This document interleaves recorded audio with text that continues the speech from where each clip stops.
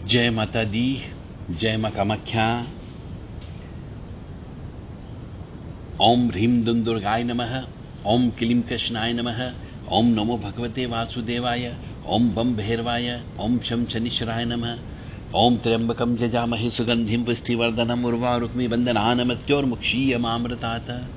दुर्गतिनाशिनी दुर्गा जय जय, काल विनाशिनी काली जय जय, उमा रमा ब्रह्मानी जय जय, सीता राधा रुक्मणी जय जय। देव राधा ट्रस्ट सत्यवाणी चैनल।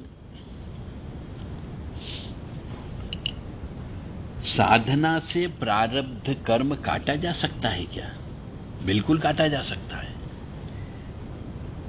यदि किसी मनुष्य के पिछले प्रारब्ध कर्म, संचित कर्म में पाप कर्म ज्यादा हो तो उसे इस जीवन में कष्ट की प्राप्ति होती, वह सफल नहीं हो पाता है।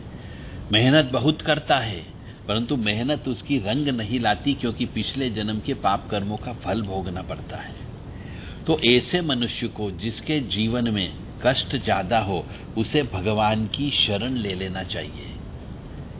हिंदुस्तान में बहुत से मंदिर हैं, बहुत से आश्रम हैं, और अभी हिंदुस्तान में दया धर्म बचा हुआ है, परोपकार बचा हुआ है। तो किसी भी मंदिर में जाकर के, किसी भी आश्रम में जाकर के पूरी जिंदगी उस देवी देवता को समर्पित कर दो, तो आपके प्रारब्ध कर्म कट जाएंगे बिना कोई कष्ट के। कभी आपको भूखा नहीं रहना पड़ेगा, कभी आपको निर्वस्त्र नहीं रहना पड़ेगा, कभी आपके ऊपर ऐसा नहीं होगा कि छत नहीं हो सकता है आप यदि किसी मंदिर में रहने लगते हैं, किसी आश्रम में रहने लगते हैं, तो आपकी मेहनत से, आपकी पूजा पाठ से, आपके सत्कर्म की वजह से, आप पिछले जन्म के जो प्रारब्ध कर्म है उनको भोगते हुए आप उस स्थान को जागृत कर सकते हो। क्योंकि जहां पर भी देवी देवता विराजमान होते हैं, वहां पर यदि एक सेवक अच्छा मिल जाए तो उस जगह को जागृत होने में समय नहीं लगता है।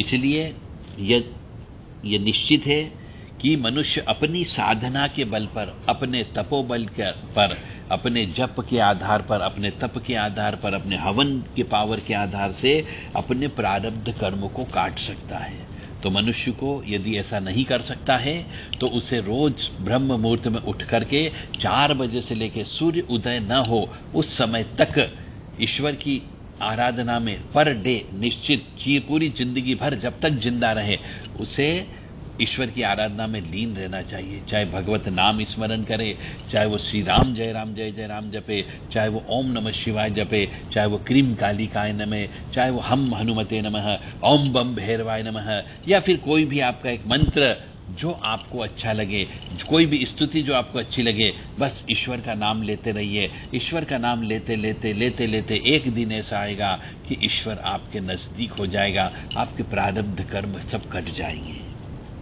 तो साधना से, ईश्वर का नाम लेने से, जप करने से, तप करने से, तप यानी भूखे रहने से, पवित्र स्थानों की यात्रा करने से, तीर्थ स्थान पर रहने से, तीर्थ की जो नदियां होती उनमें स्नान करने से, समुद्र में स्नान करने से पिछले जन्म के पाप कर्मों का नाश होता है।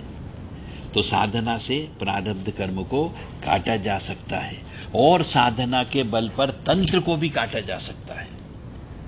यदि आपके ऊपर या परिवार के किसी सदस्य के ऊपर तंत्र हो गया है तो साधना करने से, रोजाना एक निश्चित समय तक जप तप हवन करने से वह शक्ति जो तंत्र बाधा से पीड़ित हो गया है, यदि वो खुद करता है तो तंत्र को भी साधना के बल पर काटा जा सकता है।